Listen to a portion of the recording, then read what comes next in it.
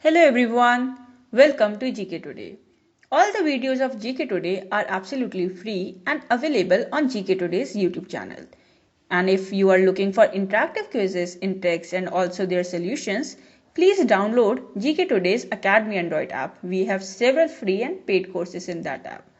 Now this particular series is of 60 videos and in each video we are going to discuss select 15 questions and we shall also do 500 test questions after end of this series. Now let's start with the questions on Indian polity. So the first question is, how much majority is required in each of House of Parliament for removal of a High Court judge? Now you have the following options and the correct answer is option A, that is special majority. So the address for removal of a High Court judge must be supported by a special majority of each House of Parliament. Now what is special majority? See, special majority is the majority of the total membership of that house and majority of not less than 2/3 of the members of the house present and voting. Now the next question is, which of the following are the grounds for removal of a High Court judge?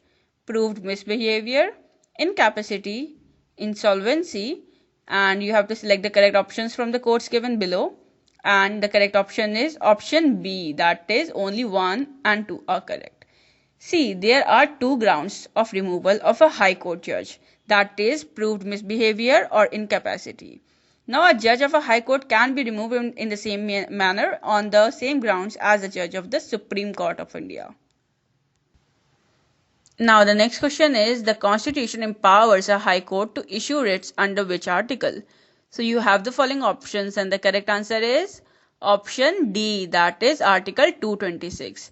So the Article 226 of the Constitution of India empowers a High Court to issue writs such as habeas corpus, mandamus, certiorari, prohibition or quo warranto for the enforcement of the fundamental rights of the citizens and for any other purpose.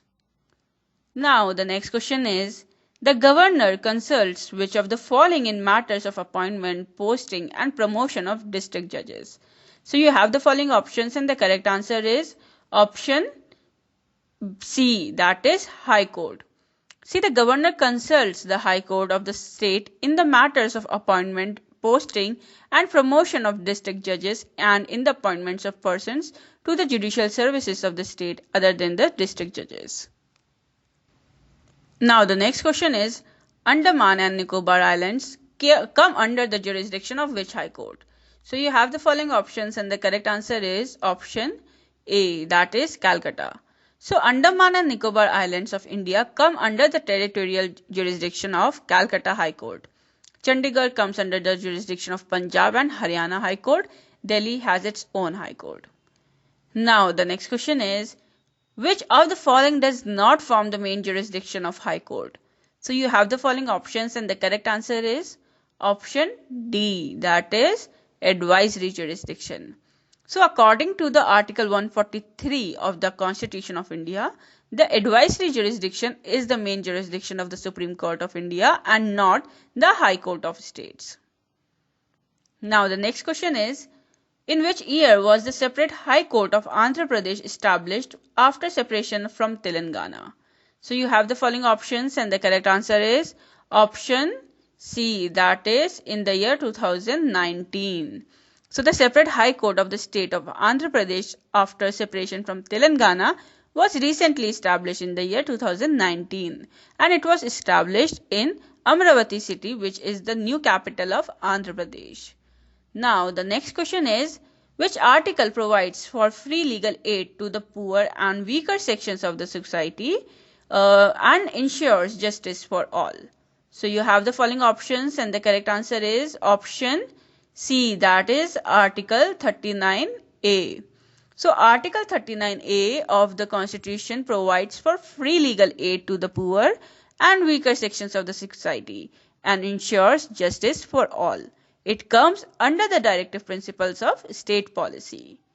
Now the next question is, which committee has been constituted to administer and implement the legal services program in India? So you have the following options and the correct answer is option B, that is Supreme Court Legal Services Committee. So the Supreme Court Legal Services Committee has been constituted by the Parliament to administer and implement the legal services program insofar as it relates to the Supreme Court of India. Now the next question is, where was the first Lok Adalat camp in the post-independence era organized? So you have the following options and the correct answer is option C, that is Gujarat. So the first Lok Adalat camp in the after independence of India was organized in the state of Gujarat in 1982, and this initiative proved very successful in the settlement of disputes. Now the next question is, which of the following statements are correct with respect to Lok Adalats? An award of a Lok Adalat shall be deemed to be a decree of a civil code. Every award made by a Lok Adalat shall be final and binding on all the parties to the dispute. So you have to select the correct options from the codes given below, and the correct answer is option C, that both the first and the second statements are correct. So an award of a Lok Adalat is to be taken as a decree of a civil code or an order of any other code. Every award made by Lok Adalat shall be the final and binding on all the parties involved in the disputes, and no appeal shall lie to any court against the award of the Lok Adalat. Now the next question is, which of the following are the merits of Lok Adalat? Firstly, that there is no court fee, and if court fee is already paid, the amount will be refunded if the dispute is settled at Lok Adalat. And secondly, the parties to the dispute cannot directly interact with the judges through their counsel. Thirdly, the award by the Lok Adalat is binding on the parties. So you have to select the correct options from the codes given below. And the correct answer is option C, that is statement first and statement third are correct. So the following are the merits of the Lok Adalat, right? Firstly, that there is no court fee, and if court fee is already paid, the amount will be refunded if the dispute is settled at Lok Adalat.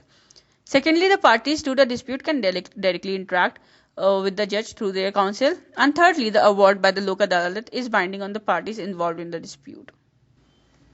Now the next question is, family courts are established by the state governments in consultation with which of the following? So you have the following options, and the correct answer is option C, that is High Court. So Family Courts Act 1984 provides for the establishment of family courts by the state governments in consultation with the high courts of the respective states.